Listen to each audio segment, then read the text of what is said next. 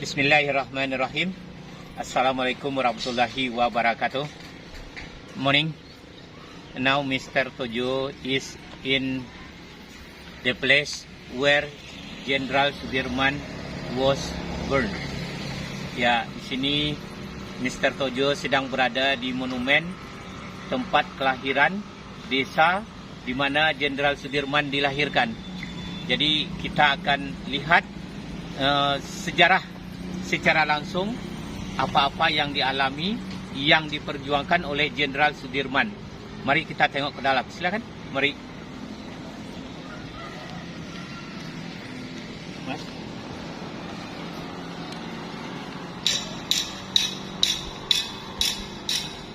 Ini ada tulisan. Ya. Ini ada sebuah tulisan di mana tulisan itu monumen tempat lahir Jenderal Sudirman diresmikan pada tanggal 21 Maret 1997. Semoga bermanfaat bagi generasi sekarang dan generasi penerus. Ya, Wafangap Jenderal Surono. Ya, ini merupakan monumen tempat kelahiran jenderal kita, jenderal besar. Bismillahirrahmanirrahim. Mas, boleh tahu siapa namanya, Mas? Ahmad Husin. Ahmad Husin, ya. Mas sebagai penjaga rumah kelahiran Jenderal Sudirman ya, Mas ya. Saya ingin bertanya dengan beberapa pertanyaan. Boleh izin, Mas ya? Ya, monggo. Oke. Jadi Jenderal Sudirman ini dilahirkan tanggal berapa, Mas? Bapak Jenderal Sudirman lahir pada tanggal 24 Januari 1916. Ya. Ini rumah aslinya? Ya, ini tempat kelahirannya. Tempat kelahirannya. Jadi monumen ini dibangun di tempat kelahirannya sendiri ya. Kalau boleh tahu, orang tua Bapak Jenderal kita ini apakah seorang juga seorang tentara atau seorang petani atau apa? Bapak Ibu beliau orang biasa. Bapaknya kerja di pabrik gula dulu di Kalibagor, Ya. Banyumas. Ya. Jadi ya, kuli biasa ya? kuli biasa. Orang tuanya. Ya, orang biasa. Kalau ibunya? Sama Ya. Jadi tidak orang garis keturunan kerajaan tidak ya? Tidak keturunan raja tidak ya? Cuma saudara ibunya itu di sini sebagai asisten udana. Kalau zaman sekarang camat. Oh, saudara ibunya sebagai camat Sini. ya. Beliau bertugas di sini. Ya. Pas bapak ibunya kan asli Jatinangor. Ya. Beliau berkunjung ke sini pas lagi hamil tua. Ya. Beliau lahir di sini. Oh, di rumah. Jadi ini rumah Pak Camat berarti ya? Jadi camat ini dulunya namanya apa, Mas? Bapak Cokro Sunario.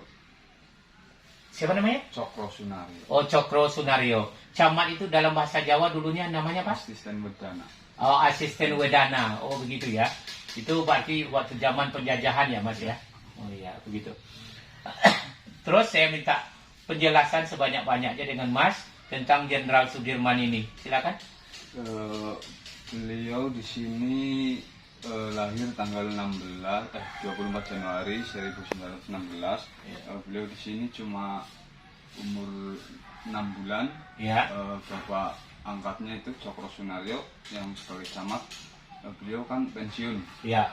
Pensiun terus pindah ke Cilacap. Ya. Udah pindah ke Cilacap. Di sana beliau diikut sertakan bapak angkatnya. Dari umur 6 bulan beliau pindah ke sana. Oh gitu. Jadi di sini cuma tempat lahirnya. Oh begitu. Sedikit ini ada, bisa Mas bacakan apa ini, Mas? Ini ucapan Sudirman ya, Jenderal Sudirman ya. Beliau pesan beliau ya. Ya. Jangan bimbang dalam menghadapi macam-macam penderitaan, karena makin dekat cita-cita kita tercapai, makin berat penderitaan yang harus kita alami. Iya. Karena ini saya sebagai guru, saya ulangi ya, Mas ya. Ini adalah sebuah ucapan dari Jenderal besar kita, Jenderal Sudirman. Dia mengatakan, jangan bimbang dalam menghadapi macam-macam penderitaan. Karena makin dekat cita-cita kita tercapai, makin berat penderitaan yang harus kita alami. Jenderal Sudirman. Dan ini sangat bermakna. Saya ulangi sekali lagi.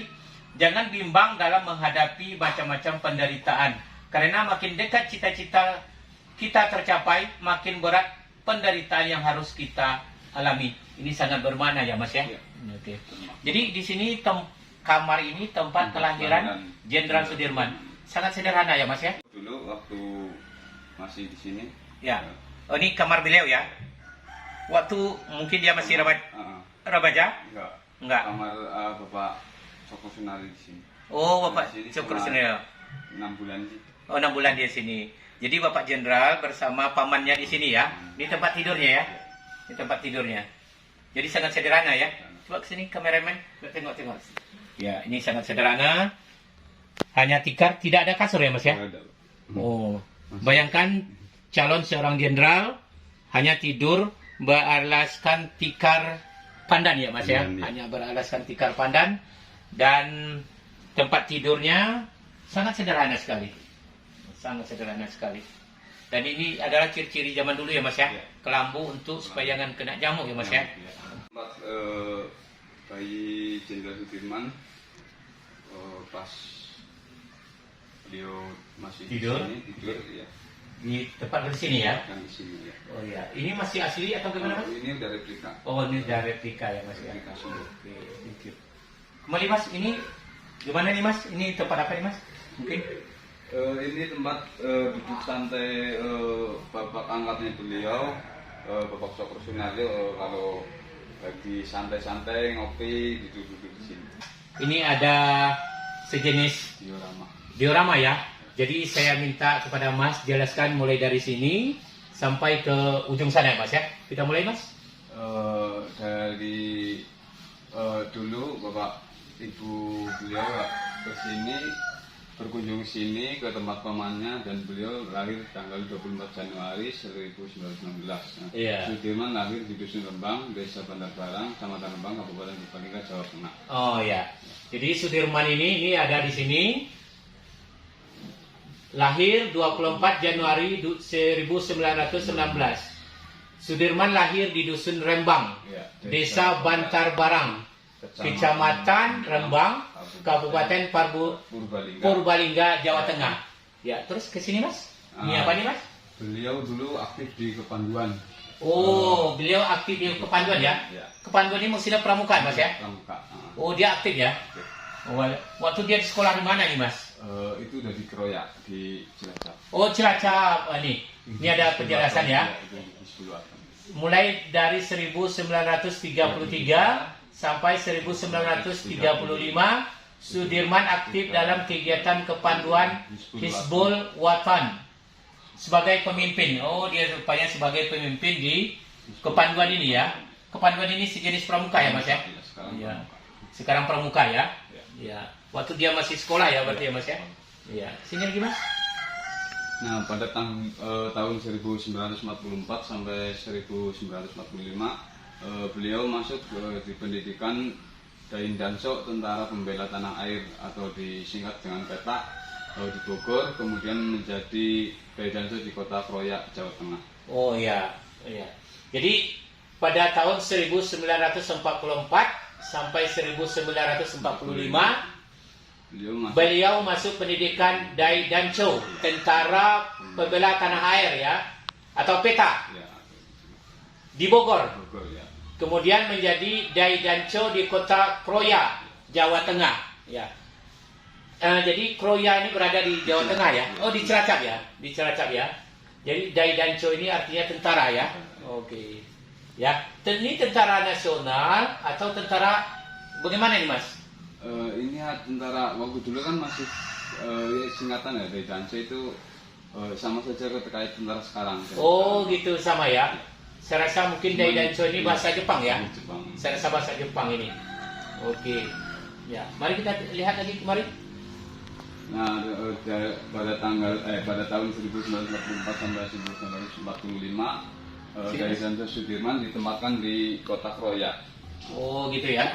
Ini yang berkuda ini, Jenderal Sudirman ini ya. Beliau ditugaskan di Kroya. Di Kroya ya, Cilacap. Cilacap. Oh begitu ya. Jadi pada tahun 1944 sampai tahun 1945 Dai Danco Sudirman ditempatkan di Kota Kroya. Ya. Jadi Dai Danco itu artinya tentara ya Mas ya. Iya. Oke. Dan kita pindah sini, Mas. Pada tanggal 12 sampai 15 Desember 1945, Kolonel Sudirman memimpin pasukan TKR dan laskar-laskar memukul mundur tentara sekutu Belanda di Ambarawa dan sekitarnya. Ya, ini sangat terkenal ya. Ini adalah perjuangan besar Kolonel Sudirman pada waktu kolonel waktu itu. Pada tanggal 12 sampai 15 Desember 1945, Kolonel Sudirman memimpin pasukan TKR dan laskar-laskar memukul mundur tentara sekutu Belanda di Ambarawa dan sekitarnya. Ya, ini sering kita baca di sejarah, Mas ya. Ya. Pada tanggal 18 Desember 1945, Kolonel Sudirman dilantik di Yogyakarta menjadi Panglima Besar Angkatan Perang di Republik Indonesia dengan pangkat jenderal oleh Presiden Soekarno. Nah, mari kita tengok. Jadi pada tanggal 18 Desember 1945, Kolonel Sudirman dilantik di Yogyakarta menjadi Panglima Besar Angkatan Perang Republik Indonesia dengan pangkat jenderal oleh Presiden Soekarno. Ya, ini acara pelantikannya ya. Oke.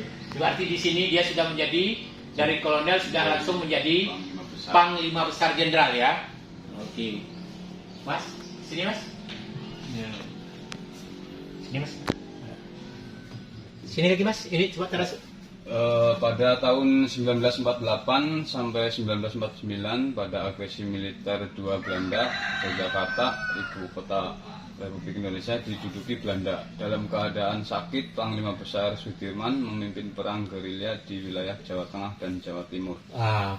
Mari kita lihat, Jenderal Besar, walaupun dalam keadaan sakit, tetapi beliau tetap memimpin perang di tahun 1948 sampai tahun 1949.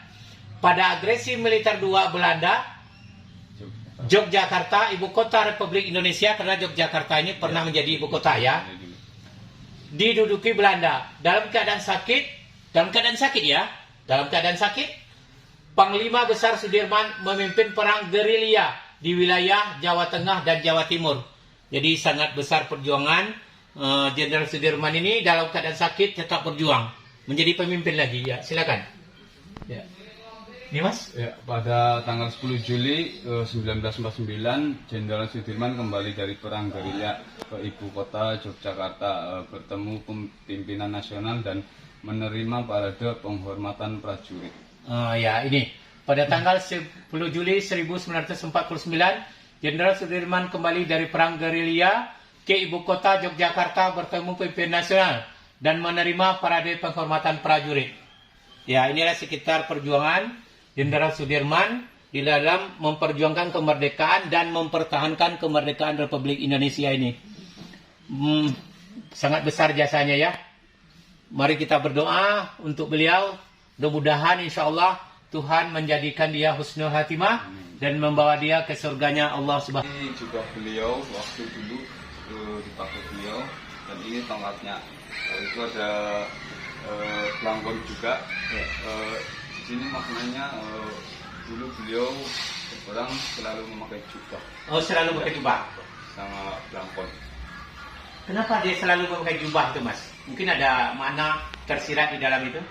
Mungkin dari adatnya kayaknya. Adatnya ya. Jadi di sini adat Jawa kan pakainya belangkon. Oh, belangkon ya. Ini tongkatnya ya, Mas ya. Oh ya. Jadi Jenderal Sudirman memimpin pasukan selalu pakai tongkat ya, Mas ya. Oh, ya. Terima kasih. Replika beliau waktu dulu berperang, beliau dalam keadaan sakit tandunya kurang lebih seperti ini. Oh ya. Jadi waktu dia berperang memimpin, walaupun sakit, dia ditandu ya.